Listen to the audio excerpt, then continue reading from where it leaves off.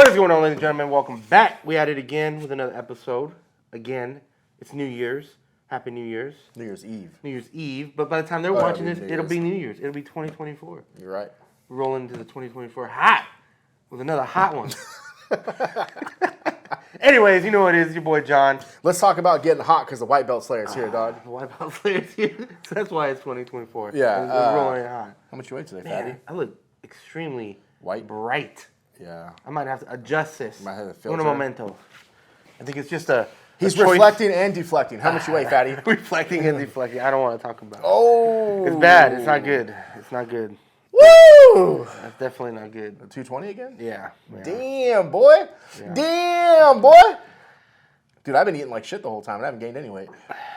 I'm at that sweet spot where I'm working out enough. To cover your. Yeah, and I'm like doing jiu-jitsu enough, and I'm eating like what I want to eat, but I've been noticing like I haven't been eating as much. Like I just right now because I was waiting for you to fucking text me back because we went to the gym this morning. Thank you, sir. By the way, thank you for the energy ripping drink. into a fucking full flavor Mountain Dew today. We ain't doing no zeros. No zeros. Full flavor. That's zeros like aren't for heroes. That's no, for fuck, sure. Let me get a rip into this this fucking juice nectar of the gods. This is definitely by far my favorite. That one? Like tasting. I love mangoes, so my favorite tasting energy drink. I was thinking about this morning too. I was like, I need an energy drink. The only mango thing I like are the mango suckers with the chili on them. Those are delicious. Yeah, Woo-hoo! yeah, those are delicious. You can't go wrong with those. No, you can't. Those are the watermelon ones. The watermelon ones are even better. So good. But yeah, it's like I was saying, it's like I've been working out or doing enough to, not gain weight. But like, I was waiting for you to text me back to see if we were gonna do this morning, because I was at the gym doing legs, something you wouldn't know anything about. Me and fucking Bobby Knuckles in there doing legs. Should have brought his ass over here. Be like, oh, we're going to John's for a little bit. He's No getting reason ready. at all. Yeah, he was doing like New Year's Eve shit. Oh, okay. Yeah. So I went to get a burrito. I went to my spot and it fucking let me down, dude. You're close? No, just their breakfast burritos are no bueno. I opened it. Some places they're better at making other shit. I should have got a than sada fries. I thought about getting them too, little sada fries for breakfast. I'll say last night, 9 in the morning. Yesterday I took the wifey out. We just went on like a day date kind of thing and went to did some shit. All right. Where did we go? We went for breakfast at this place called like. Dang, you went for the whole day? Yeah, we went for the whole day. We went to this breakfast spot in Menifee called like the Breakfast. Oh, it's right by my house. Something. It looks like a barn. Yeah, is that place good? It's okay. Yeah, it's expensive for their. That's what I heard. I couldn't remember if we went there. I think Laura was telling me about that. Yeah, I couldn't remember if we had gone there. Club. The Breakfast Club, yeah. I didn't, when I Googled it, I was like, oh, it's cool. And then we got there, I was like, oh, we've been here once. And I wasn't like super impressed. Yeah. Mainly because they're expensive. The food's good. It's not. It's really It's expensive. not. It's not their, for what they're charging for, not worth it. But it's a good breakfast. Did you get some crumble cookies, you fat piece of shit? No crumble cookies. No? No. We went from there. It's right next door. No, we didn't. And then we were gonna go get massages, but we was kind of last minute, so everything was booked. And so then I was like looking up shit. I'm like, let's go rock climbing. And so that's why I had to go buy clothes. Yeah. So we went and bought like workout clothes because we weren't dressed for that. We were dressed for dating. And so we went and bought workout clothes, went and did rock climbing basically all fucking day. We just pay for the day or what? Yeah, it's cheap as fuck. We found a Groupon. It's $24 normally. You were sitting in the parking lot Googling Groupons? No, we were eating. She did it. Cheap as I fuck. didn't do it. Dog. She did it. Cheap as hell. 24. Look, it was $24 for the day pass. Cheap as fuck. And then you have to pay for all the rentals. But What do you have Groupon, like shoes and then like the harness and stuff like that. Sense, yeah. And Groupon had it like $18 for a full day, and then shoes and everything are included. But it's cool because they have like not just the rock climbing. They have like a tightrope there. They have like. Did you hit the tightrope? I fuck no. I looked at it. Like, they have a full gym in there, like a full really? gym. Yeah, and then they do yoga and shit like that. So is it right off the 215? No, it's in a little bit. Like it goes in. You have to drive in It's a in little Menifee? bit. Yeah, it's in Menifee. Huh. It's called the Rock Gym. You remember what exit it's on? It's not Marietta? It is Marietta. Yeah. You said Menifee, bitch. Oh, it's Marietta. That's what I thought. Okay, yeah. I don't know. Yeah. The M's sound the same to me. Yeah, it's in Marietta. Well, they touch each other. Yeah. Yeah. I bet they do. Anyways, that was really cool, and we were just talking before this. We had a guy at our gym a while back ago. His grips were just insane. Well, he was a professional rock climber. Yeah, insane grips. And I was like, how do you get your grip so strong and you rock climb? So since then I've always thought about it. And so I was like, oh, let's go try it. Let's build you a wall. That's what my girl said. She's like, I want to build a wall. Yeah. Now she's like, she's like, you got most of the gym. I just want a wall. And I'm like, all right. This is what we'll do. You buy all the little handholds. We'll build a wall at my house. You guys can come use it. That would be insane. Anyways, I got the space. You have the space. But I liked it because for jiu-jitsu, like my forearms were completely burnt. Like they were so burnt out. And my grips, my hands were hurting. Yeah. And I was like, man, this is like great for fucking like because obviously I don't know what the fuck I'm doing. And so most of the ones that we climb, I bet you were gripping too hard the whole time. 100%. I bet you. And then that's like, a lot of them are like the ones we tried were like big grips, right? Oh, that makes a difference too. It makes versus like some of the harder ones are like your fingertips, you know. And so I was like, man, I'm just starting, and I'm like, so, I might go down this path and try to do that a couple times a month and see how we're it on works. a path, dog. I am on, and that ain't it. I'm on all the paths. That ain't it. No, you can be on one. Yeah, that is support for the main path. This is taking you away from your goal of getting this of passing that test you're trying to pass. Oh yeah, you are right. You are right. You are right. But you were talking about the grips and shit. Yeah. I didn't. I work out with Bobby and Danny and shit. Yep. And like they'll do shit where it's like for me, I'm like, oh, this is fucking light, and they're like struggling with it. I'm like, what am I not doing the same? I didn't know you're supposed to fucking squeeze the bar the whole time. Yeah. That changes everything. Yeah. Because it's like you're doing like we were doing yesterday. We were doing hammer curls. Yep. And I'm watching Bobby do it, and I was like, why does it look so hard for him? But he's fucking... So I just started trying to crush the bar, and it was 20s or maybe 25s, and I was like, ah! Yeah. So what I do is, because I do the 40s, and so I'll... Those just don't look as cool. No, they don't. Not as having like a full-on set, for sure, 100%. Well, you got a whole set there. How much that only goes to 30, and then I have 35s at the bottom, and then a 65. So I need some... Why don't you fucking hammer curl those 65s, big boy? Look at those traps. I bet you I could. Maybe once. Yeah, we're doing sets of 20. Yeah, that's 10, what I do. 10. That's what I do with the 40s. Yeah. I do sets of 10. How many sets? 5 by 10. Oh, okay. So, but what you're explaining is the way you grip. So the normal on the way up, I grip it like that, but on the way down, because I don't do them at the same time. I do. That's what we do. Yeah. Yeah. One. On two, when I rest this hand, I open my hand a bit, and so that it rests here, so that your grip gets just a little bit of a break, and then you switch. Boom, and then you can get it. I don't do no 20-pound weight, bitch. I think we were doing 25s. But yeah. See. Yeah. That brings up a good jiu-jitsu topic. I was rolling with Jonathan on Friday. Not blue belt Jonathan, white belt, the older dude. He's like around our age. I think he's younger than us, but big white dude with a beard, thick boy. Not sure. Nah, I think I know. He's I think cool I know. He's bald? No, he's got he's got like a little buzz cut. Yeah, I'm not sure. But he's cool. We were rolling yesterday or on Friday, which you did not go to. Did not go to.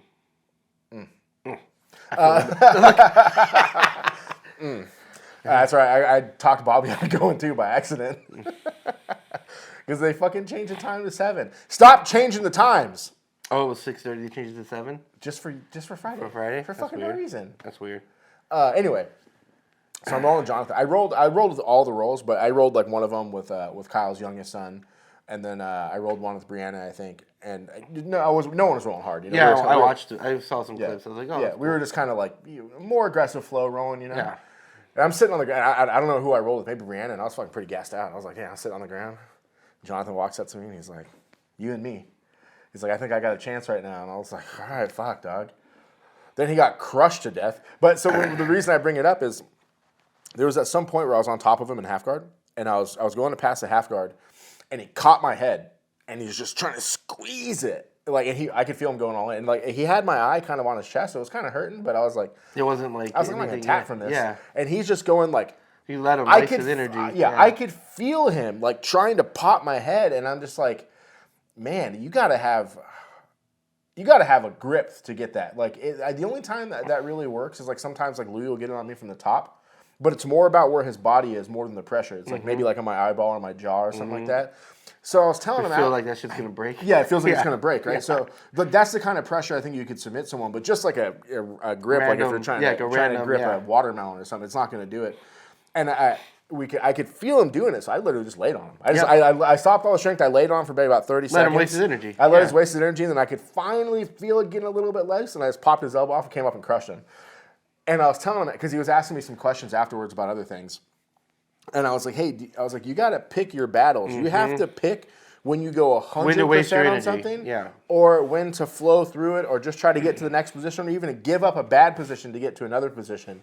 And like that's what you got to learn as a white belt. Because I was the same way. Like you'd grab someone's gi, and it was like I'm not letting go. Yeah. And I tell that to Noah all the time. Yeah. Noah's gotten better with it, but for a long time Noah would do that where he would die on like that submission. Yeah. And I'm like, dude, transition. If you don't have it, let it go. Yeah. Don't waste your energy. It's not working. Yeah. Just let it go and then move on to the next thing. Don't sit there and like die on that mountain. Like if you can tell that it's not going to work, move on to give it time. Because I think that's where my mistake is. A lot of times I'll have something in and I give it too quick. And then afterwards they're like, dude, you almost had that. Yeah. Like they're like, I almost tapped. And I'm like, but the thing is that time goes different. Yeah. When you have a submission in 30 seconds seems like. I bet you never hold it for 30 seconds. I bet it's like 100%. Like 10 yeah, 15 seconds. That's what I'm saying. 30 seconds seems like it's forever. So when you're holding something, in your mind, you're like, this dude's not just tap. He's just not going to tap, even though it's only been 5 seconds. Yeah. 10. Not long enough for it to like affect. And that's what my problem is. But you're right. On the flip side, you do see people that they hold on too long, or they like a good example is like they'll get to mount. Right, you're on mount and you're going for like an Ezekiel or you're going for something like that, and it's just not working. And then they hold it and boom, they get swept. Yeah. And you're just like, dude, just let it go, stay in mount, and then work on something new. So yeah. But I like a lot of times too. I do the same thing, and I was just like, oh, this isn't gonna work. Yeah. I can get out of it, or I could just let them keep going and burn their arms out. Then I'll get out. And then I'll get out, and then they're gassed. Yeah. Because I remember I kind of shifted my weight so I could see the clock, and I was like, oh, there's still 4 minutes left. I was like, oh, he just ruined this thing for him. Yeah, he just ruined the rest of his roll because I knew he was his grips are done after that. His arms, because I don't think he was even gripping. I think he was just like holding, like bear hugging my head. But and then earlier this week or maybe last week, I was watching Misa roll, and the same kind of thing where he was sitting, like he kind of had like a spider or something. I can't remember what he had. Some sort of kind of spider guard on somebody. And I could see he was thinking, and I was like, triangle this fool. And he throws a triangle up, and the dude starts to break the triangle, and I could see he was like, well, where do I go next? And I was like, omoplata him. Then he fucking rolled to the omoplata and finished it. And I was like, when you can see that outside thing, and you can see not to die on a submission. Yeah, that you have something. Yeah, there's a chain. It's like, I mean, I think everybody teaches that. Triangle, if you miss a triangle, hit the omoplata. Because if you're missing the triangle, usually their arm's out on the ground. It's in the place of the omoplata. Yeah. So I think people need to think about that more as you're rolling. That's what I try to roll through in my head. Like I have a really good chain from side control.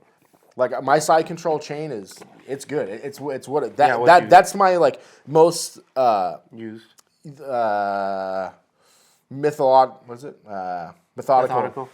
methodical chain is from side control. And I'll try to go like arm triangle, and then if I can't get the arm triangle, or I'll try to go paper cutter. If I can't go paper cutter, if I can't pin them the way I want to go, I'll go Kimura, dark side Kimura.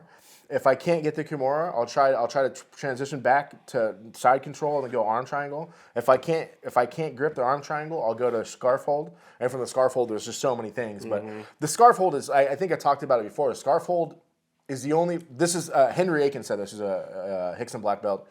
Said the scarf hold is the only position that is also a submission.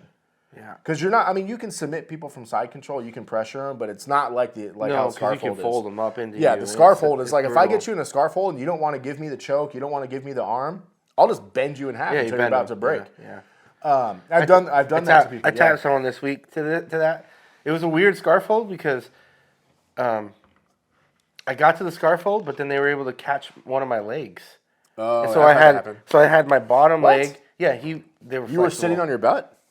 I was sprawled out. And they caught your leg? And they caught my leg. Wow, that's crazy. Yeah. With their leg? With their leg. Wow. And then they pulled me in to half guard. So I had him in the scarf hold. One leg was completely trapped. And my bottom leg was completely trapped. But I still had my top leg out, sprawled. And I was like, holy shit. And I was worried that they were going to bend me backwards. Yeah. And so then I was like, fuck it. All right. Yeah. And I went for the full crush. Yeah. And they tapped. Yeah. But I was so close. I was like, "Holy shit!" Yeah. So So the thing with the scarf hold is, from my perspective, and again, I don't go for it that often.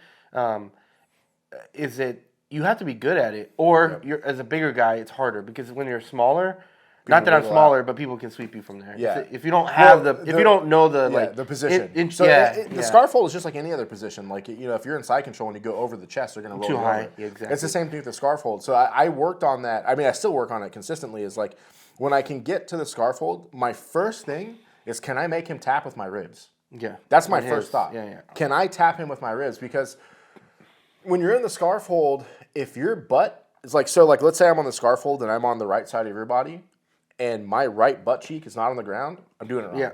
You have to have that cheek on the ground to drive into him. I mean, it could be a little bit elevated, but if like your fucking cheek is on their side, you're going to get flipped over. So you got to be sunken into the position. You got to be fully sprawled out with your right leg against his head. You got to be sprawled. You got to have your knee under his shoulder. You can't let his shoulder get to the ground because he's going to roll into you, and that's how they take your back.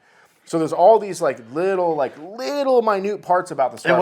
It was my top leg that he had because I had the grip right here on my when I had. How did he get your other leg? I don't know how he grabbed it. You're gonna have to show me what he did. I don't know how he got it, and I was like, God damn it! I have a guess on who it is. I'll ask you after. Yeah, it was very flexible. Yeah, it's probably who you're thinking about, and I was like, God damn it! But I got the tap with it, which you know, I don't go for the scarf hold that often because it's just. It's I dangerous. know. I feel like You'll I'm take gonna your take your back. But once if you start committing to it more, because you get the side control a lot. Excuse me. If you start committing to it, you're gonna learn that pressure point. Like Luke. Luke has got a fucking crazy scarf hold. As soon as he gets in that position, I tap him. I don't want to fucking feel that, dude. It sucks. I can't. There's certain people that are just like at our gym that are just like, which is crazy. Is that they're like my weight, but they're like solid, top to bottom. Like they don't like they feel like they should be 10 times fucking heavier. Yeah. And their strength is ridiculous. They're like fucking gorillas. Yeah, I can't believe dudes at our gym try to fight that on me. It's like, yo, dude, I'm 250 pounds. Like, what are you doing? Like, this is not gonna end well for you. Like, maybe I put Dan in the scarf hold the other day, black belt Dan. He got out of it. He gets out of it. But as soon as I try to settle into it and I try to grab my leg, he's already moving. He's already moving. So I was already like just trying to grip his head. I was trying to grip his head so I could get my heels in and push back. But every time I would try to get the grip, he would move further out. But that's the difference between rolling with a black belt. It's like he already knows what you're gonna do, and he's already moving on. He's like, all right, how do I get out of this? Yeah, and on the grip strength thing, I was thinking about this when you're talking. That's what it's so fun about rolling with brown belts. Like if you roll with like Cameron or any brown belt I've ever rolled with. They're super light with their grips. It's just, dude, they don't care about anything. Nope. They'll let it go, position doesn't matter. Yep. Nothing matters. They let it all go and then they'll re-grip. And then you're like, how am I getting choked right now? Yeah. They roll with Cameron or even Kyle rolling. I mean, Kyle's a fucking black belt, fucking sandbagger. But you roll with Kyle and you're like, oh, I won this position. How am I getting choked right now? Yeah. You literally, I've had that thought in my head. Like the other day, I was rolling with him. I was like, oh fuck, I won this. How am I getting choked? Well, that was like how am I getting choked right now? You're like, I only got tapped 4 times, and I rolled with him there. So that same fucking thing. I was like, God damn it. I was like, he only got me 4 times. Usually he gets me about every 30 seconds. Yeah, it's so hard. And I'm trying. Yeah, 100%. Me too. Yeah, fucking Kyle. Yeah, he's on another level. I mean, I got smashed this week by Albert. Big Albert? Oh, I saw that, yeah. Ooh. Just, his pressure is incredible. Yeah. Like, I quit. I watched. I'm not gonna lie, I fucking quit. I mean, I'm sure you saw my face. I was like, I had no air in me. He sucked the life out of me. You gave him the rear mount. I know. What do you call that? Going belly down, rear mount? What the fuck is there? There's got to be a name for that. Well, I was trying to get the turtle. You weren't fucking doing it. It did not work. He had you like your hips pinned, and you were like scorpion, like fucking like cobra'd up. And I was like, dude, you gotta get out of there. I was done. Yeah. His pressure's I tried wild, to get him down, which I almost did. I thought, and I got the single leg, and I just could not. You tried to single leg him? Yeah. The fuck were you smoking? And I almost got it. But then I tried to bring him down, but his game has gotten so good. But not only is he the same weight as us, but he's like 6'2". Same weight as us. He's more than that. He only weighs 250. I don't weigh 250, motherfucker. Right now, you basically weigh 250, you fucking fat piece of shit. Fuck you. I don't even weigh 250, but he weighs around the same as us. Yeah, he's way taller, too. But the height is what makes it. I'm super, his game, it's cool to see how everyone has gotten better at our gym. Yeah. Yeah, 100%. And that's twice I've lost to him. It's the same thing.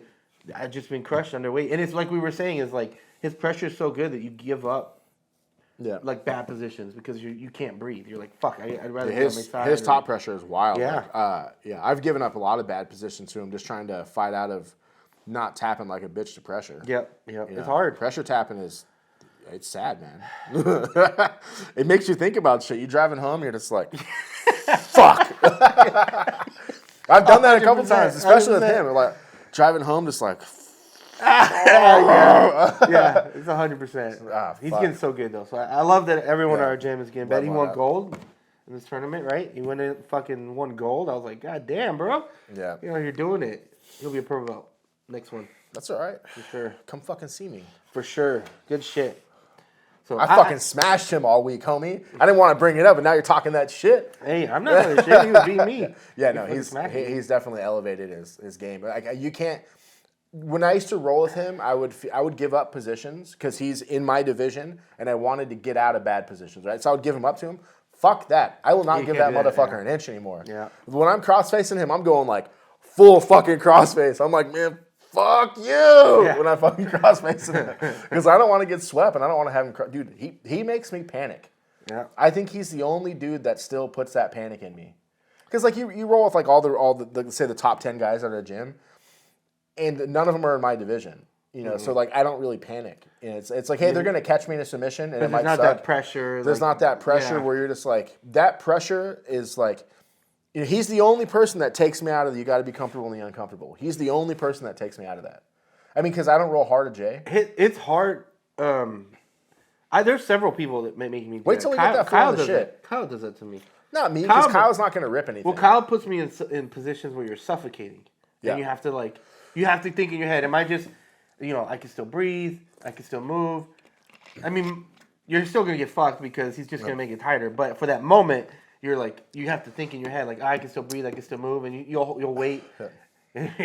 You're waiting there for him to do something to finish it. But his pressure is just definitely does that to me, Kyle, and like, you know, the other person that does that to me a lot is Dan.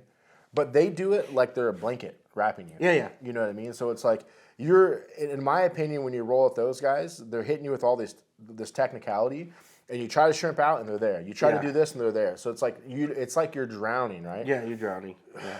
But when you roll with dudes like Albert, you're not drowning. You're being crushed by the earth. Yeah. And it's different because I can still take a breath when I'm drowning. I might be able to get a good breath or get a good hip. You can't breathe. Then I lose a position. But Albert, you literally cannot breathe. When Albert's on you, every breath you take, he takes that space. Yeah. Boom, he takes that space. I'm like, fuck. Yeah. And you can't get that air back. It sucks, dude. I've been rolling with him, and I'm like, I'm going to have to bite this motherfucker right now. Yeah, it's good. It takes you to a different place, which is good because then it makes me fight for top position, which I never do. Like 100%. That's my thought is like, fuck, I have to like, if I get matched with him, I have to go 100% out, and that's why I went for that single leg because I was like, I have to take him down. Like I can't be on the bottom. Young Padawan, we must teach you the on drag. But yeah, dude, I had some tough rolls. I had some good rolls, but I also had some really shitty rolls that I just fucking suffered. I didn't even give anybody the chance to give me a tough roll this week, or the last couple weeks. I went to a 3 p.m. I saw that, trying to get 2 days in. Yeah. You doing 2 days and you taking days off? That don't count, Playboy. And then that ain't it, partner. I don't know who I was talking to. I think it was like one of the girls. And I was like, sometimes I'm like, I wonder, like, why am I here? Like, this sucks so fucking bad sometimes. Right? You're just crushed. You can't breathe. You're sweating. You can barely. You finish a roll and you're like gassed. And you're like, why am I here? I don't have to be here. I can be at home. That's why you want to go rock climb and shit. You're looking for the easy way out. It's not easy, motherfucker. I never think that. In my head, it's like this. It's like, how do I stop this motherfucker from doing this to me? Look. Rock climbing. This rock climbing thing is nothing to do with replacing. It's like, oh, I can gain a lot of grip strength and like forearm strength. Hey, you know where else you can gain that shit? Doing Jiu-Jitsu. No, not the same. It's the same, dude. Not the same. Not the same. Not 100%. Start fighting grips. You don't fight grips. No, I'm talking about I want to grab someone and they're going to be like, oh, fuck. I'm not going anywhere. Good luck with that. I like to fuck with people. You got to be a full-size dude. I like to fuck with people when I grab them and then they can't break their grips and I'm like, you're mine now, you know? I got to start doing that more because like I don't even care. It's like if I want I like playing with people. I like to grab a grip and then you see them going like, I'm going to break this grip, and then as soon as they move, I just let it go and they're like, fuck, and then I grab it again. Because it makes it worse. Because I've had that happen. It's frustrating. Because you'll grab a grip Yeah. and someone will break your grip and you grab it again and you keep doing it and you're like, and then And they get you. it's more work on you because you're struggling and they're just like, boop, let go, Yeah. boop, let go. They're not fighting it. It's just like, Yeah. let go, boop, grab it, let Yeah. go, boop, grab it. Yeah. I like to do that, especially if people break upwards. I'll grab the grip, and if they break upwards, I just go like in My the middle and fucking favorite re-grab it. thing is if I can grab one of your gis from the Everybody's cup. got a different name for that. I don't know what it's So called. in judo, they call it like a cat's paw. I heard someone calling it a fucking umbrella grip. I don't know what it's called, Yeah. but if I can get a Yeah. hold of this and I can bring your arm down, Yeah. and then I can dig my knuckles in and take the slack for unless you have like a super loose gi. If You can always take the slack If I can out. take the slack out, now I'm like I have full control, and I'll lock my arm out so that you can't like bend it Yeah. and make space. So now you have like no room to you have to yank from your body, and you're not able to really draw back, and I can lock it in, and now I have full control of your arm. And That's you how can't do shit. I got taken down at World League. The last That's one. how they did it. Because a lot of times people will grab that grip on me, and I can just kind of tense my body and keep it yank my loose. arm Yeah, up, and it pops that grip. Yeah, And yeah. it's not like a technical. It's like a goon grip break. But if you keep it extended, yeah. you have no power to Yeah. pull that back. Exactly. So that's what happened because I'll do it. I do it all the time. People will grab that grip, any grip, and I'll just tense my body and pop it right instead of you doing a technical break. Because for me, it's less energy. But what happened is he had a good grip, and I went to go pop it, and I did it so hard I off balanced myself and fell down. That's what happened because I off balanced myself, and I think he tapped me, and I just fell down because I was so trying to break that grip. But also I was talking to Kyle about it. I'm so comfortable rolling now at the point where we are. It's how often do you feel uncomfortable when you're rolling? Almost never, right? What do you mean uncomfortable? It's do you get nervous about rolling anymore? Mm-mm. Yeah. So it's I'm so comfortable with it. And the thing about rolling in ultra in a competition versus rolling with dudes in the gym is dudes in ultra, they're all 6 foot plus. Yeah. It's very rare if I get someone my height, 5'9", 5'10". It's all dudes 6'2", 6'3", right? And they have different leverage and different angles of attack. So so when that dude grabbed that Kimura on me in the last competition, I was comfortable. I was like, this dude ain't gonna fucking get shit. Because he's I'm so used to being in that position, people grabbing the Kimura and me being able to bully through it. Oh yeah, that I now you gotta go with big guys. But the dude is so much. It's not that he's stronger. It's that his leverage point is so much different. Because where he had it gripped is at the end of everybody's grip. Mm-hmm. So they're not having the leverage. But where he gripped it on me, he was so big, his arms were still bent. Yeah. So I was like, this ain't shit. Extended, yeah, he wasn't extended. So I moved forward, and then I got him more loaded. Then he popped it off, and he finished it. And I thought about it all day. I was like, how did that dude finish that bullshit Kimura on me? Because it wasn't tight. How did he finish it? And I thought about it. It's because he was so much taller than me that his leverage point was so different. So now I have to respect positions more than I do. Because I was telling that to Kyle, and Kyle's taller than me. Kyle's 6 foot, 6'1", something like that. He got me into Kimura from there. He's like, "Do you feel like you're in trouble?" And I was like, "Yes, I do." So now I gotta respect positions. Well, in general more. if I'm in that position the way you got caught, that's really the only thing I'm worried about is that Kimura from that position. Yeah, because me too. that's But the I only can usually submission they can get there. Yeah, but I can bully people through it usually. Even Bob is crazy strong from there. That's his thing right now. And he'll grab that shit, and I'll just bully him through it. I'll try to at least. Sometimes he'll sweep me from there. Fucking Jonah straight arm locked me from there. I try to avoid. I try to avoid. Yeah, I try to avoid. Damn. I try to avoid because what I'll do is I'll grab the collar. That motherfucker's 2 foot tall. Yeah, so I grab the collar. Was it fit on your hips? How did he get that leverage? He had the knee shield in, and I was trying to break. You let Jonah straight arm lock you from the bottom? Yeah. So I was trying to. He's not even as long as your arm. Yeah, because I went for behind his neck to grab his collar. So you're fully So extended. so I can pass, and as soon as I grabbed his neck, he was like, "Bam!" And I was like, "God damn it!" Do you follow Jonah on Instagram? You do, right? Yeah. Did you see him rip 225 for 20? For 20, yeah. I haven't made mine yet. That's what happened. I gotta do my video too. It don't count on a Smith machine. I'm gonna do it on the normal machine. You have a normal bar, don't you? Yeah. Yeah, if you do it normal, that I'm gonna do counts. it on the normal one. But how are you going to lock the bar out? This has all the things. Oh, the attachments on the front? Oh, you just okay. put it in the Yeah. front, and it's like normal. I'm You getting run it there. normal. I can hit, what's a plate and a 25? 85? 185? So one plate and a 25. And a 25? Yeah. I don't know. So it's 135 plus, 185. Yeah, something like that. Yeah. That's what I can rep. But it's funny. Back on the working out shit. Me and Danny went to a different gym this week. We went to the Powerhouses in Menifee by my house, and we were sitting there lifting. And I can hit 185 pretty comfortably. I can hit it for 5 sets of 20 probably. Maybe 5 sets of 15 is probably where I can You hit should it. be able to do 25 then. I know, I'm just worried. It's mental, I think, right now. But anyway, we're sitting there and he's watching me do it, and he was like, I see you moving the weight, but try moving it like this. And he showed me like more technique. Holy shit, it makes everything hit different. I was hitting the bar, and I was struggling hitting the bar the way he was showing me to hit it. Because like what he was saying to do is like, Don't flare your arms out. yeah, but get all the way under the bar so your eyeballs are under the bar, and then push lock it out, and then bring it down, and then like arc it up. And I was like doing that movement. If you watch all the power lifters, if you watch Misa lift, all the dudes that have like the technique, they do like this arcing motion. And he's like, when you do this kind of arc, because you bring it down to like your nipples or like right below your nipples, and you push it up above your eyes, right? So there's a difference in that elevation or whatever distance. And he's like, when you do that, try to bend the bar the whole time. Holy fuck, dude. It hits your body so much different. Yeah. Like, it hits, like, the outside of your chest. I just do shit that's... Yeah, because you use a Smith machine. It's where I'm careful.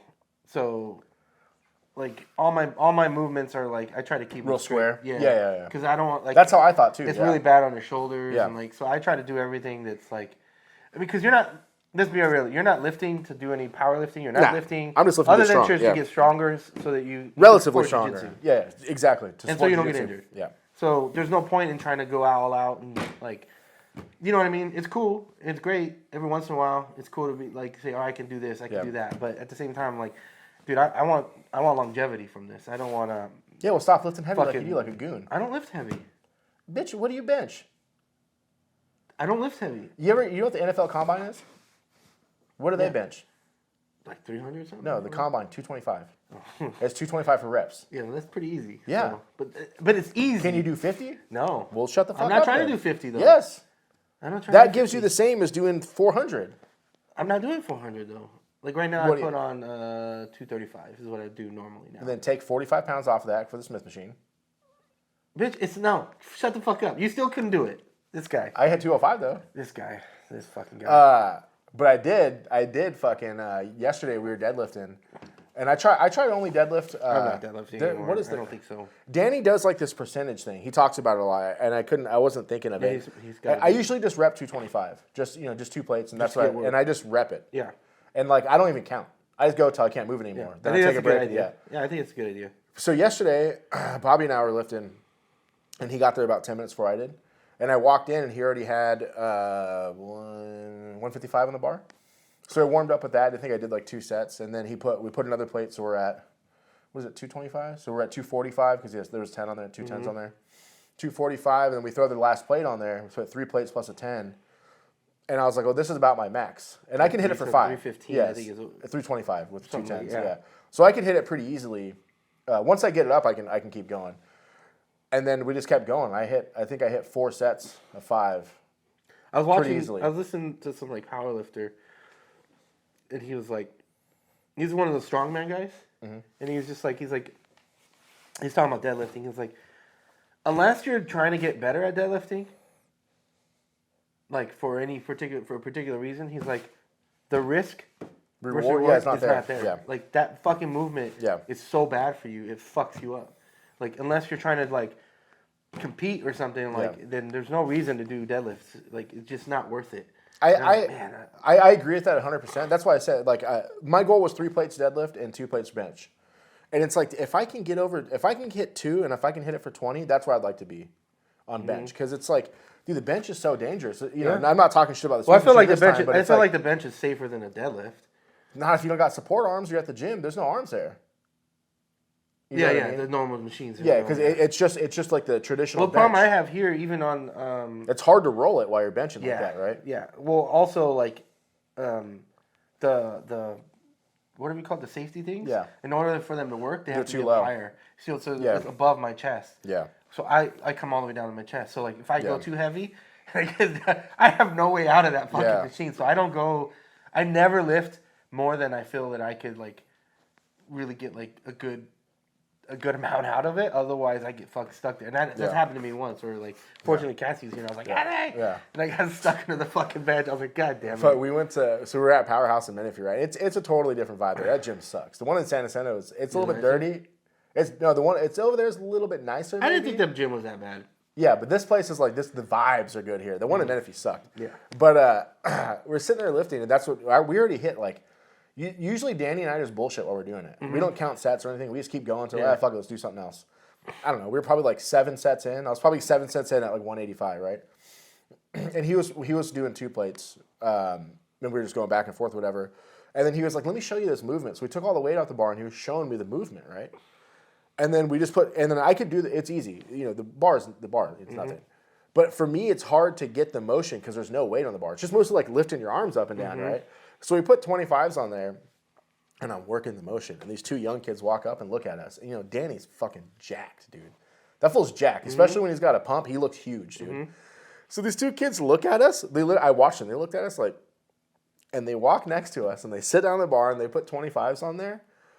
Same weight we're pushing. And this kid lifts the bar and kind of looks at us, and then drops it on his fucking chest. No way. And he's like, his fucking boy, his boy's looking at him like watching him struggle, and like he reaches down with like one hand to try to like be cool and lift it up, and he reaches it and he can't lift it. I ran over there and lifted it up, and Danny's like, "You're gonna fucking kill that kid," but it was just funny because the kid lifted it up. He was all, boom, and he's all fucking like kicking his legs and shit. Fucking hilarious.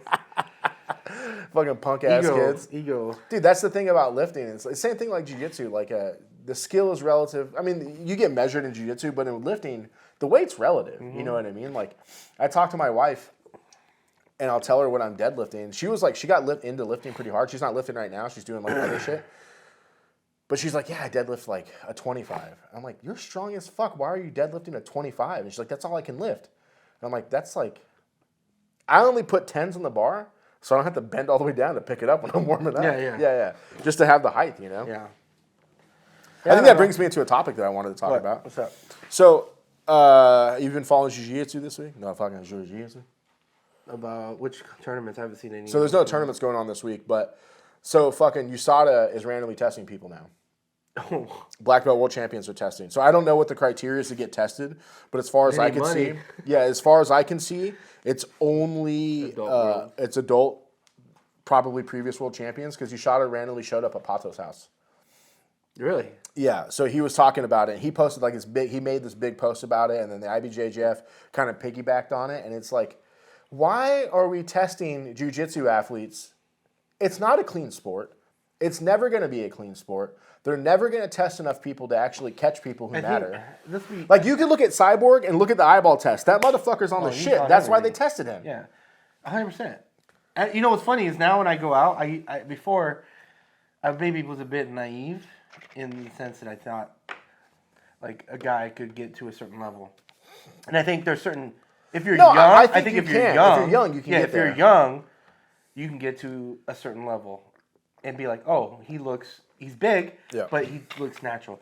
When you walk, like I was at a restaurant last night, went to Lazy Dog. There's this dude, he's probably like 50. Lazy Dog's fire, dude. This dude was jacked, and he was like 50, and he was just sitting there, and he was like, "Bam!" and he was like eating whatever, and I was like, that dude is on the sauce, you know. And so now I'm more open to like I can clearly be like, dude, you're not there at 50. Let's talk about your cycle then. And I'm not jacked, so anyways, and so with jiu-jitsu, it's kind of like I understand that concept, but at the same time, it's like to make the fucking sport exciting, you want the very peak athletes, the very best. You're not punching. You're not fucking kicking someone in the head. You're not going to get hurt from, like, that kind of thing. Let's say UFC. Yeah. You get, what's his name? You might get brained. What was his name? Oh, my God. Kickboxer? Yeah. They had one foot was hospital, the other foot was grave? I don't know if that's his name. No. The big-ass dude. He was fucking massive. He almost looked like Brock. Well, let's think about this. You're not getting hit by Francis Ngannou. Yeah. It's sending you into another fucking dimension. And so it's like, is it good? Here's where the challenge is if you're younger, looking at top level guys like, let's say Gordon Ryan, everyone knows he's on shit, and you're like, I want to be that good. And it is a bad impression for a younger person. But I respect it that he's not hiding it. He's not hiding it. Yeah, he's like, and it's funny, like if you're paying attention to what's going on right now, Nicky Rod and him are going fucking hard at each other. And Nicky Rod is claiming that he's still natural. I don't think he was natural. I think he might have been natural for a little bit and gotten off cycle. That's what Gordon was saying, that he thinks he's off cycle. He says You can see the difference in his body. Oh, he's more jacked now than he ever been. No, but when he went to get his blood work, he looked like doughy. he looked doughy. He didn't look all fucking jacked like he had it in the previous pictures and previous photos. All of a sudden, he looked kind of doughy. He wasn't like, but he was big. He still looked strong. Like, no doubt, he was still fucking good. But he didn't look like, you know. But the crazy thing about that is, so I was listening to. Do you ever listen to their podcast? He's got a podcast called Simple Man Podcast. Mm-mm. It's not that great. Every once in a while there's some gold on there, but Nicky was he was like straight talking shit. Usually he doesn't like outright talk shit. He was talking shit. Mm-hmm. And he was like, he's like, the thing about Gordon, he's like, I don't care that he's on steroids. I feel like that's what he said. I can't remember exactly. I feel like he just said, though, I don't care that he's on steroids. For me, it's that he's unathletic. He was like, he could be on all the steroids in the world and he's still not an athlete. He's just really good at what he does, but he's not athletic. And he was going on and on. He's like, and he was like, this is the difference. He was like, yeah, I'm jacked too, but I'm athletic. He's like, Gordon can't move the way I can move. He can't run the way I can run. He can't lift the way I can lift. He's just strong as fuck, so he needs the steroids to compete. That was like the argument he was making. I don't know if I agree with that, but he was like, dude, he's like, I'm an athlete. He's like, I can do all this shit that Gordon can't do. Yeah, I agree that Nicky Rod is more athletic.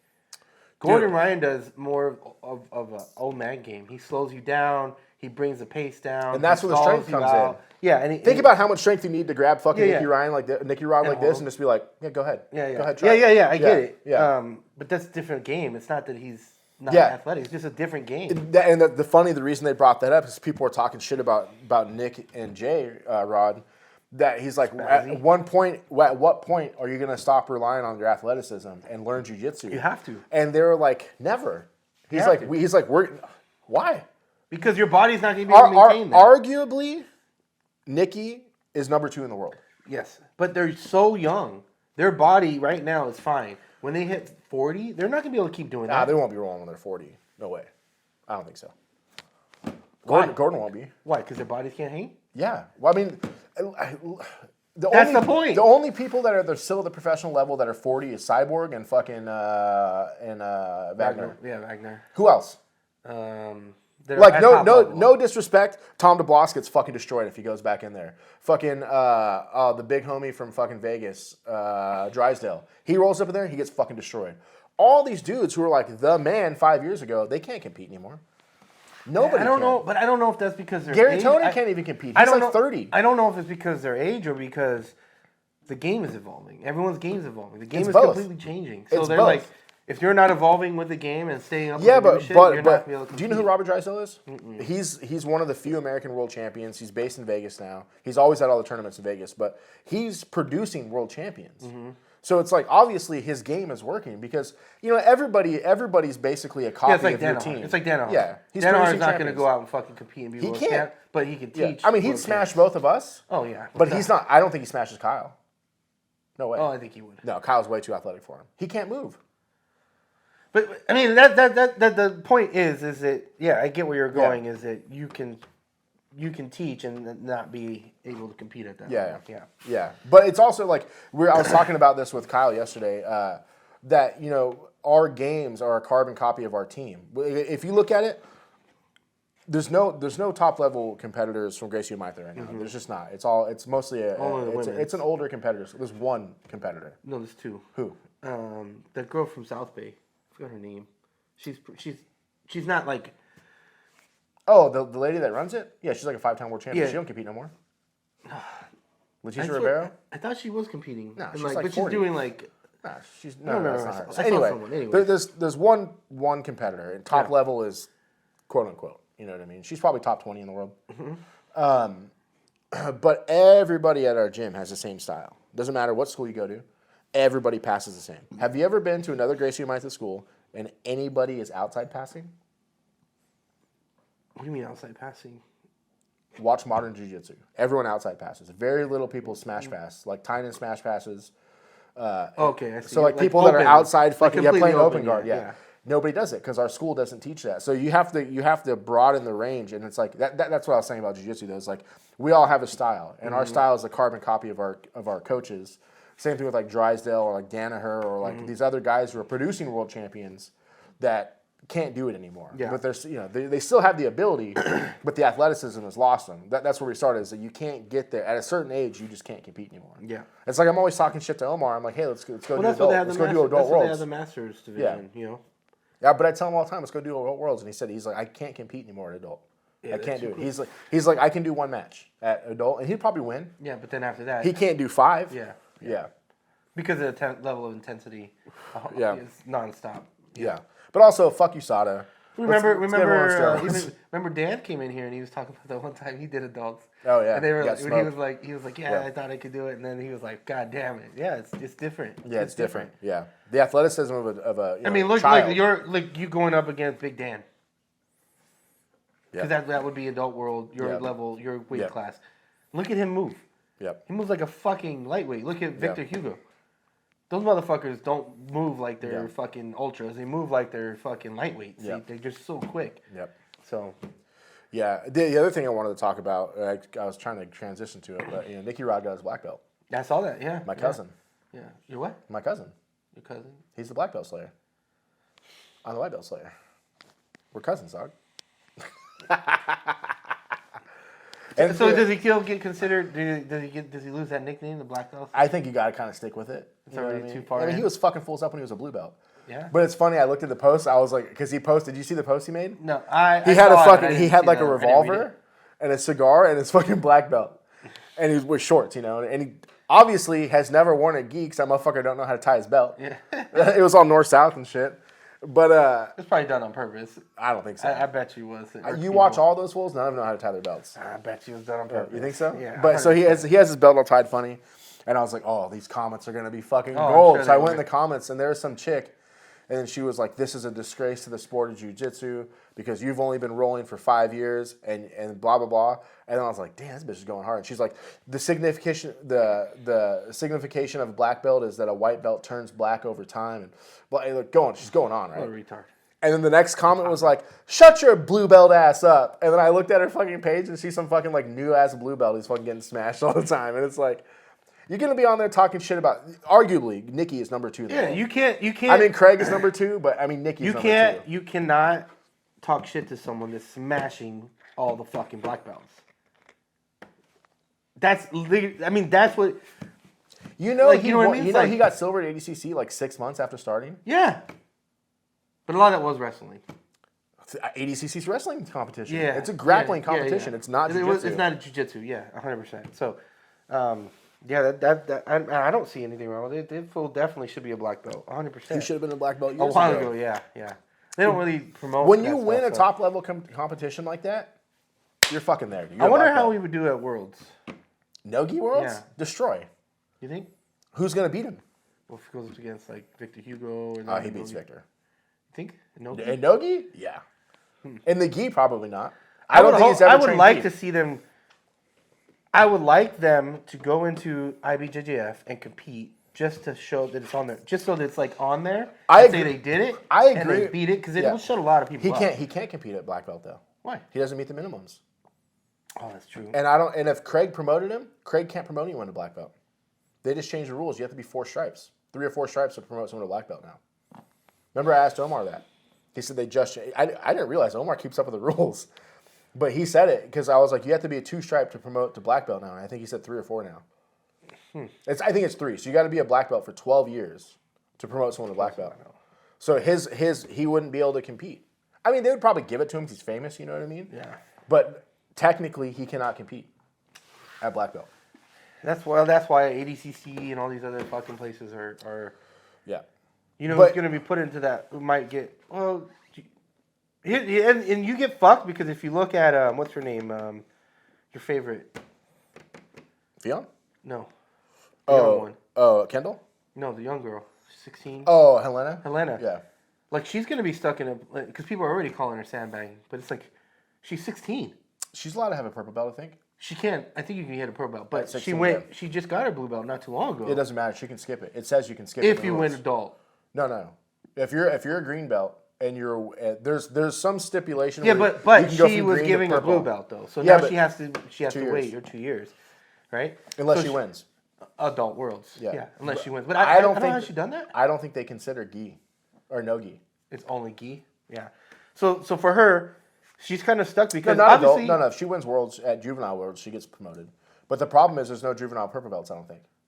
She'd have to start being like an adult. So that this is where her thing is that, and I've already seen it. People are calling her a sandbag. It's like she can't move up. Like she could technically, but Also, if she wants to stay within the IBJJF rules, she has 2 to wait her years. 2 years Or win. She goes to, or win, and then she has to go to purple belt and wait her time and go, Win. or win. Exactly. So it's like she's stuck in. But that she should be there because both the Rutolos and Mika got promoted like within days of being 18. But there's more guy competitors in their bracket than there are girls. There's Yeah, no girls on but that's her better level. for her. Yeah. Well, it's gonna Because she'll just win and then go. You know what I mean? Yeah. She can get promoted on the podium. I think it says that She's in the beating rules. black belts. Yeah, she's legit. But I just can't stand her. There's And no doubt about it. she's Her not game is beating. legit. She's not beating like Jenaina Or and me. Fiona Davis and those type levels. Davies. She's not beating them yet, but she's beating like. She's good probably black she's belts. a top 20. Like I said, Giannina's a top 20. Yeah. So. But then there's like But the she elite gets few. put in that position where she's kind of screwed, and so my question What is, does she weigh? Do you know? I don't know. Giannina's pretty light, isn't she? Like 145. She's Cuts like down. Yeah. Yeah. But But you put like so does Danaher follow, No, he doesn't. or does he just No, promote? because when I Gordon think you're got his ready? black belt like in 6 years, which is within the time frame. But yeah, he got his black belt in 6 years. Oh, it for sure is because Gordon has a no-gi world title. Oh, he won no. IBJJF. He's got an IBJJF no-gi world title. So that promotion thing is only for gi though. It's hard to say. No, it's for everything, but I don't know if they'll say, okay, I won no-gi worlds, now I can be a black belt, right? Or like, let's say if I go win purple belt right now, if I go win purple belt worlds, I can get promoted on the podium. It doesn't matter. It doesn't matter how long you've been a purple belt. Yeah, you can get. But I don't know if they consider that in no-gi. Yeah, that's what I was wondering. Because like I'm a gi competitor, right? Like I've never competed no-gi ever. Yeah. And I go on some fluke and I see this one dude in my fucking division at purple belt worlds and I fucking smash this dude. And I'm a purple belt world champion. Can I get promoted in the gi? I don't know. I'd have to ask Omar. Yeah, that's an interesting one. Yeah. Yeah, because she's fucking ridiculous. But Danaher doesn't sandbag people because like I said, he promoted Gordon. Well, Danaher didn't promote Gordon. He's a black belt under Gary Tonin and Tom DeBlas. Mm-hmm. But he was under Danaher the whole time. Mm-hmm. The whole time he was training at both. But those dudes promoted him, and I think he got his black belt in 6 years. I remember reading about it because he's like he was talking about something. I'm like, fuck, that fool's only 28. Yeah, he's like 28, right, or 30. I'm like, fuck, how long has he been a black belt for? And I looked, it was like not that long. And then I was like, well, how long has he been rolling for? I think he started when he was 18. So he's only like 12 years in now. That's crazy. Yeah. To be that good. But I mean, if you But look, it's your job. Yeah, Think that's what I about was gonna say. It's about think your about training. like How often? Yeah. If that's all you do, then you're gonna fucking be amazing. It's the same with anything. Like let's say you were coding before you, or you're doing computer shit before you did computer shit professionally.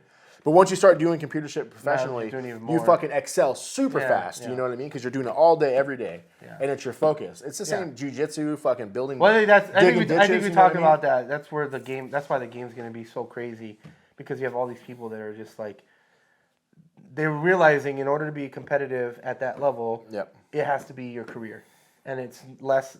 In the past, it was like, I worked at McDonald's or whatever to support your jiu-jitsu, and then you train when you can, and then you win worlds. Now everyone winning worlds is like, this is all I fucking do. Yeah. I fucking train. Yeah. Every day, day in, day out. I train.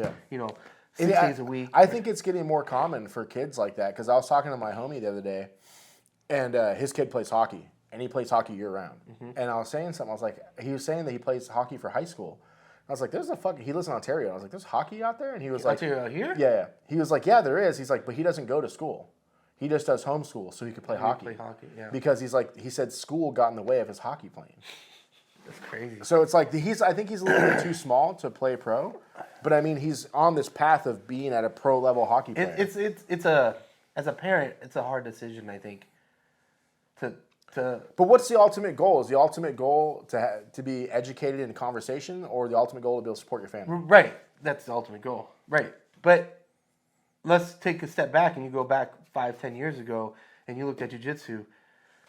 Were you like, yes, there's money here? No. Well, it's very hard to make money in jiu-jitsu right now. There's still no money in jiu-jitsu. The only money that's consistent in jiu-jitsu is owning a school. or make if you're well known enough to make. Yeah, but that's videos. less common. It's more. There's probably let's be conservative. There's tons of videos. Let's say there's 1,000 jiu-jitsu schools in the U.S. There's probably 100,000, but let's say there's 1,000, right? All those schools are probably grossing between 100 and 200,000 a year, right? Better be more than that. Yeah, but I'm saying that's like probably an average. And if you're 100,000 a year academy, you probably got 20, 30,000 a year in overhead, and you're the only instructor, so your overhead is 30 grand. You're banking 60 G's a year. You know what I mean? Yeah, it's still not a lot, But it's enough to survive, especially if you live in Depending Oklahoma. on where you live, not out here. Or you live in Texas. Yeah, not out here, but yeah. but out here everything's more expensive. So it's like, now it's relative, but we know what our school makes a month. We know how many students are there. You can estimate what it brings in. That's better than a Fortune 500 job. 100%. 100%. You know what I mean? So it's like, so in my opinion, if you're a kid and you're coming up and it's like you want to be a world champion, but you have so that you can put that on the outside of your school.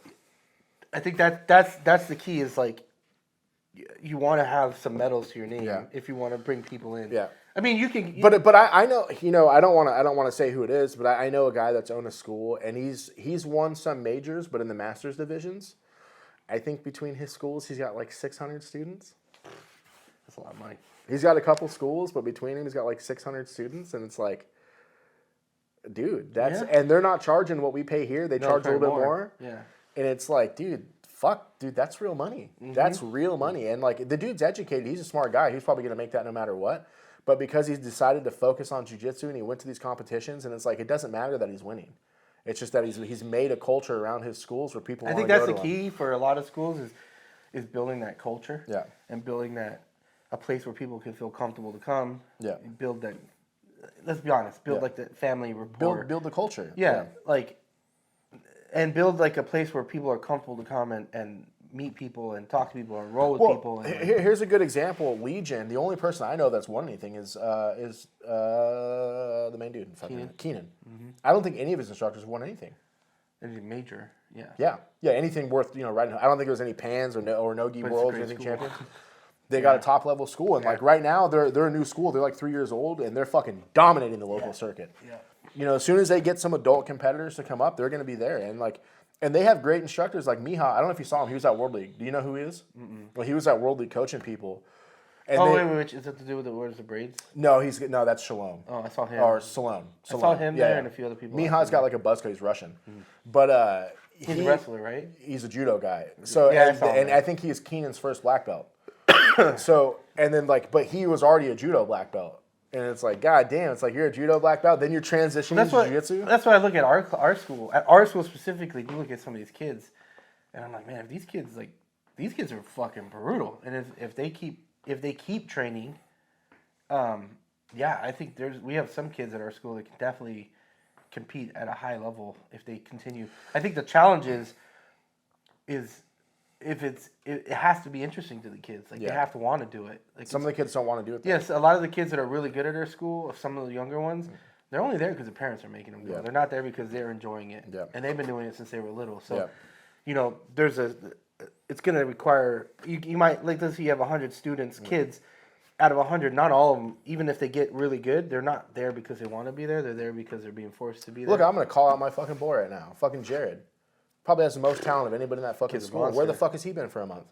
No, maybe he's secret training somewhere else or something, but it's like every time, dude, when I roll with him, I don't think my game is getting better at the same level his game is getting better. Yeah. So something is happening, because when I roll with him, he can't tap me anymore. It's pretty rare he subs me. I'll talk shit to that fool too. Fuck him. Bring that weak ass triangle, bitch. But when I used to roll with him, dude, I've always been bigger than him. I'm probably stronger than him isometrically. But dude, his technique is so much better. He's so much bigger than me. He just smashes me. And the last couple of times I've rolled with him, I've been not getting submitted. And it's like, what's happening? It's because he's lost a little bit of the fire to keep going. Yeah, but it's hard to I don't know how long he's been training, but it's hard when he's only 18. He just turned 18. Yeah, but I don't know how long he's been training before that. 3 years. So he started training when he was 15 or 14, I think. So it's like he got burned out already and in 4 years because the level is so good. It's unfortunate, but dudes like that either need to only compete with the higher level people at our school or go somewhere else. Here's something that people don't think about is, and it's with every sport. Yeah. The very beginning, your noticeable increase in knowledge and skill is huge. Yeah. Right off the bat. Boom. You're drinking from a water hose. And then once you get towards the top, you start getting up, the level that you grow, it slows down, it gets smaller. Now instead of your skill like jumping by 2, 3, 4 times, it's like minimal. It's so small. Oh, I learned this pass. Boom. I was able to work on this one pass and I perfected. I know what they do if they do here. And it's like so small versus like when you first start, it's like, how do you pass guard? How do you do a sweep? How do you know? The thing about jiu-jitsu is it's not a game of miles. It's a game of inches or centimeters. You know what I mean? So it's like, yeah, we're not progressing like we did when we were white belts. And then even when we were blue belts, I mean, you're still a blue belt, but now I can feel my progression in inches. Yeah. And those are the ones that matter. Mm-hmm. It doesn't matter if I can learn. I already know how to pass a guard. You know what I mean? Mm-hmm. Maybe my guard passing is not great, but every day it gets a little bit sharper. Yeah, exactly. The level that you increase is smaller. But those levels that you're increasing make more of a difference in the miles. But I think what I was getting to is it's from maybe for a younger person, it's harder to realize because you get stuck in like, oh, this person, I'm not getting any better, or I'm not getting any better than this person, or like I just don't feel like I'm getting better. Like this, I was gonna message you today. I'm like, this past few weeks, I felt like I've been getting worse, worse and worse, but I'm still going. Yeah, it's the purple belt plateau, dog. And I'm gonna keep going. Obviously, I'm like, oh, I don't want to do this anymore. But I can, in my mind, I'm like, fuck, man, I'm just getting. I feel like I'm getting worse at jiu-jitsu than better. I think especially when you get a new belt, I think everybody goes through that. But like when I was talking about the game of inches, like I'll pass someone's guard, and I used to think when I'd pass people's guard, I'd pass a guard, like okay, I need to hug the head, and I need to do these steps. Oh yeah, now it's more natural. Now it's like I'll think of a step, and I'm like, oh, I'm already there. Yeah. Like one of the things, like I don't know, everybody is watching this probably does jiu-jitsu, but when you pass a guard, you should put your knee on their hip so they can't fucking hip into you. You put your knee in their hip. Right? Mm-hmm. You pass the guard. Then you start to... You mean when you get side control? Yeah. When you pass, you get side control. You put your knee in the hip, then you start to do other shit. That's probably the number one thing you should do, knee to the hip, right? Well, I used to think about that a lot. Okay, I need to put my knee to the hip so they can't roll into me and collect the guard. Yeah. I'm already there. Yeah. I pass the guard, my knee's already there. It's just automatic. And then I start to decide what I want to do with my hands. Yeah. Like when Omar had us teach a technique the other day, that technique is so much in my realm, I don't even hug the head anymore. I want you to push me away. Push me away, please, so I can paper cut you. Because you're giving me this submission. If I go to hug the head, then I got to fight to switch my hands. And then I got to fight to kill your face to get to the paper cutter. If I'm passing your guard, I put my knee in your hip, I'm halfway there. I'm already rotating. Go ahead and push my head. Now I'm in north-south. I don't even want to be in side control. I want to be in north-south. Yeah. Because I can punish you from north-south. I really liked it. He did that. I thought that was cool. I think I don't know if thank you guys for watching this shit. But the video with Trevor doing a technique, we kind of wanted to save that for other people. But now I got all these ideas about techniques that I know that I think if I show, I would work on them myself. Yeah. Well, I think part of the teaching for me in showing someone technique, it makes you think of a lot of things. The steps. This not only and the reasons behind. So like a lot of people talk about. At white and blue belt, and even a lot of purple belt still, when you learn something, you're just learning the technique, but not the reasons why you do X, Y, and Z. Yep. So, for example, like, let's say you're doing a foot sweep. How you position your foot when you do the foot sweep is important. One, you think it's just a sweep. No, it is a sweep, but you use the bottom of your foot. Why? Because if you go too hard, you're going to twist your knee. You're going to fuck your knee up. If you don't do it right. Like, but also you can't lift with your foot flat. When you're doing a foot sweep, you should have your foot, like you said, tilted. Yeah. But so you can scoop. Yeah, and so there's a lot of little reasons of why you do it this way that I don't think you start learning. And you learn that more when you're teaching, when you're trying to teach a technique. Like, because someone's going to ask a question, well, why do you do this way? And you're like, this is why you do it this way. This is why you do this. This is why you do that. So, like, for example, I didn't teach it when we were talking about the lasso guard, but we did it again later, and one of the things I was showing is normally people grab the lasso or the lasso guard, they just grab the gi anywhere, and they grab it. I'm like, no, your goal should be grab the inside of the gi and then turn out.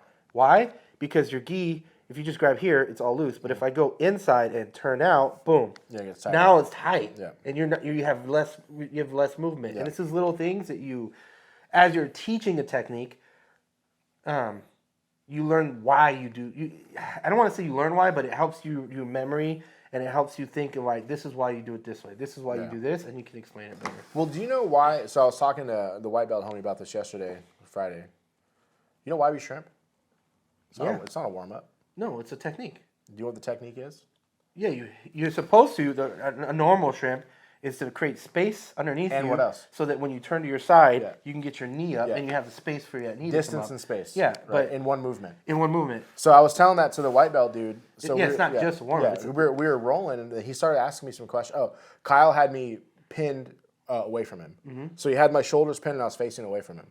And he noticed that, I think I told him, it's like, you always got to face your enemy, right? And Kyle had me pinned away. The reason Kyle pinned me away is because I went to go shrimp, and he caught me in the middle of the shrimp, so I was facing away. And he asked me about it, and he was like, why did you do that? And I was like, well, this is why I did it. And I explained it to him, and I was like, wait. Do you know how to shrimp?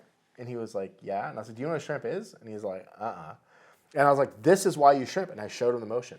And I was like, did you see he caught me in the half of the motion, which is my fault. He shouldn't have caught me.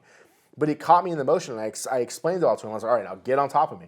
Let me show you why you shrimp. And I was doing it to him, and he was like, I never thought about that. Mm-hmm. And I didn't think about it until I was like a 2 or 3 stripe blue belt when Leo showed me. So Danaher has a whole video that I have, and it's specific. What did you pay for that video? Anyways, Danaher has a whole video, and it's like, was that like what? It's all about warm ups. Like $100? Usually they're on sale. I don't know how much they are.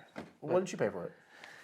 So he talks about specifically what you were talking about the shrimp. Like people just think it's a warm up. It's not a warm up. It's a fucking technique. That's because no disrespecting the professors out there.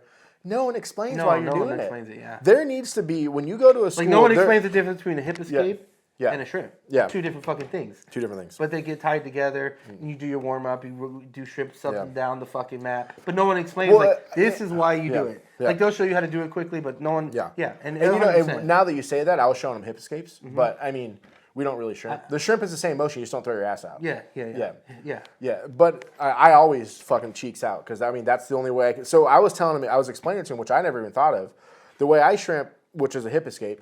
I hip escape to bring my knee in to get back to the knee shield. Yeah. That's how I get back to the knee shield. And I never thought of it in that way until I was explaining it to him. Because I was like, this is the motion I do, and this is why I do the motion. And I was like, look it, when I throw my cheeks out, I've created space and I've framed against you, and now I'm back in the knee shield. Yeah, that's like if someone goes S mount. Yeah. You hip escape because you're not gonna be able to push that leg out. Yeah. But if I use my whole body in hip escape, now I create room for my leg to come in. Yeah. Yeah. But that goes back to the way we're saying is when you're teaching someone, it helps you learn the technique better. That's it. This year I'm teaching white belt classes. I'll make time in my schedule. I don't know if they allow the white belts there. That's kind of. Hey, you got to get fucked up when you're a white belt. That's part of the journey. That's part of the journey. Getting beat to death as a white belt. Yeah. Fuck. It's been so long since I was white belt. But I got the fucking brakes beat off of me. Fuck all that. Who noticed I had a black eye in the last video? I don't know if it's. I noticed it a lot when we were doing the technique. One of the girls kicked me in the face. You know who you are. It happens. Anyways, violent ass women. Good shit. Good conversation. The camera's about to die. Thanks everyone for watching. I don't know when we started it, but I think it was 32 episodes or 33 episodes. Yeah, it's been good so far. We've been enjoying it. We haven't missed, knock on wood, we haven't missed a release. We've been able to keep up on it, and we're going to continue doing it as long as it's still fun and you guys are enjoying it. Like we said, we're going to try to invite more people in this year, start doing techniques. I'll be honest, the goal eventually will be to build a membership. Patreon, motherfuckers. Yeah, to build a membership with those technique videos so that we can then invest into the podcast. So yeah. We're not trying to get rich. We want to be able to do this our goal, yeah. I think we talked about in the beginning, I think one of our goals is to do things like pay for someone's membership for a month, do a giveaway gis, and do things like that. And obviously, the only way that we can do that is if we start generating some sort of revenue. So things will change in the future for the better. We'll do more cool shit and really give back to everyone watching. Appreciate all you guys that leave comments all the time, that leave feedback all the time, that interact with us, that hit us up on Instagram. It's all motivating and all keeps us kind of, I think, wanting to keep doing this. And it's just kind of like an added to our jiu-jitsu journey. Yeah. We get to express it a bit more here and talk about whatever we want to talk about, what's on our mind, moves, jiu-jitsu for the Yeah. week, how we've been getting our ass handed to us in the gym, all that's kinds usually of how it shit. is. Yeah, so really appreciate it. Thanks for following. Continue to follow us, subscribe, share this out. What you got? I got 2 things. All right. We're going to post the official rules on the 40 and Fighty Instagram and this YouTube channel, how to win that free sweater we were talking about. Didn't you fucking already do this last time? The rules? said- I just said them. I said them here, but And people commented. dude, people keep commenting me. I'm like, why are people tagging me in all this shit? Then you better go for you put it in the thing. You better go pick someone Yeah, and give them the on the fucking 12th. sweater. On the 12th, we're picking it. Okay. So to make it more fair. So on the 12th, we're going to put the official rules. If you've already did it, you're still in it. Okay, good.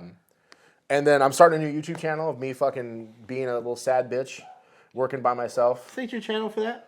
It is, motherfucker. You promote it somewhere else. No, we're promoting it here. Yeah, come find it. Cut. I don't even know what it's going to be called. I don't know when it's going to come out, but I already got the first episode done. Fat guy with a shirt. Or no shirt if we're trying to party. Anyways, Nos. Knowles.